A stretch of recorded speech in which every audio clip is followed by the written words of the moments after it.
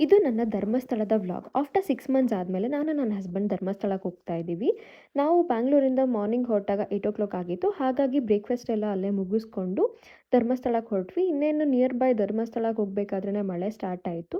ನಾವು ಧರ್ಮಸ್ಥಳಕ್ಕೆ ಬಂದು ರೀಚ್ ಆಗಿದ್ದು 2:30 ಆಗಿತ್ತು. ಹಾಗಾಗಿ ಅಲ್ಲೇ ಊಟ ಎಲ್ಲ ಮುಗಿಸ್ಕೊಳ್ಳೋಣ ಅಂತ ಹೇಳ್ಬಿಟ್ಟು ಊಟಕ್ಕೆ ಹೋಗ್ತಾ ಇದ್ದೀವಿ.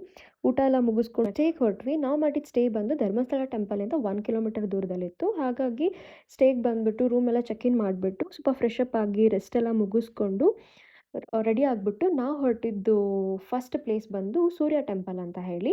ಸೂರ್ಯ ಟೆಂಪಲ್ ಬಂದು ಧರ್ಮಸ್ಥಳದಿಂದ 15 ಕಿಲೋಮೀಟರ್ಸ್ ದೂರದಲ್ಲಿದೆ. ಸೊ ಹಾಗಾಗಿ ಆ ದೇವಸ್ಥಾನಕ್ಕೆ ಬಂದ್ವಿ. ಅಲ್ಲೂ ಕೂಡ ದರ್ಶನ ಎಲ್ಲ ಮುಗಿಸ್ಕೊಂಡ್ವಿ. ಇಲ್ಲೂ ದರ್ಶನ ಎಲ್ಲ ತುಂಬಾ ಚೆನ್ನಾಗಾಯಿತು. ಆದರೆ ನಮಗೆ ಜಾಸ್ತಿ ಟೈಮ್ ಇರೋಕ್ಕಾಗಲಿಲ್ಲ. ಯಾಕಂದರೆ ನಾವು ಧರ್ಮಸ್ಥಳ ಟೆಂಪಲ್ಗೂ ಹೋಗಬೇಕಿತ್ತು. ದರ್ಶನ ಟೈಮ್ ಆಗುತ್ತೆ ಅಂತ ನಾವು ವಾಪಸ್ ಧರ್ಮಸ್ಥಳ ಟೆಂಪಲ್ಗೆ ದರ್ಶನಕ್ಕೆ ಬಂದ್ವಿ. ಅವತ್ತು ವೀಕ್ ಡೇಸ್ ಆಗಿರೋದ್ರಿಂದ ಜಾಸ್ತಿ ಜನ ಏನಿರಲಿಲ್ಲ. ಹಾಗಾಗಿ ದರ್ಶನ ಕೂಡ ತುಂಬಾ ಚೆನ್ನಾಗಾಯಿತು. ದರ್ಶನ ಮುಗಿಸ್ಕೊಂಡು ಹೊರಗಡೆ ಬರ್ತಿದ್ದ ಹಾಗೆ ಮಳೆ ಕೂಡ ನಮಗೆ ಸ್ಟಾರ್ಟ್ ಆಗೋಯಿತು.